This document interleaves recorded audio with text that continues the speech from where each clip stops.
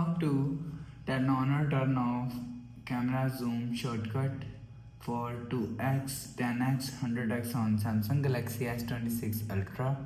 Let's start the video. First of all, go to app library. Here click on camera app and click on this 4 dot icon and click on settings icon. Now in camera settings, scroll down and here showing you camera assistant.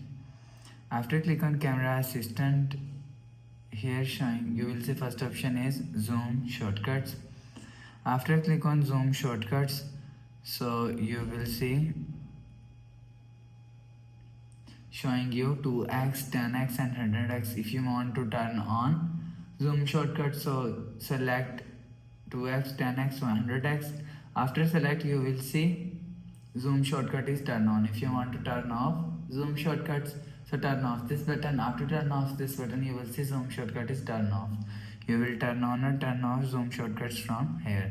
After the process, go back to home screen. So that's how you can turn on or turn off camera zoom shortcuts for 2x, 10x, 100x on Samsung Galaxy S26 Ultra.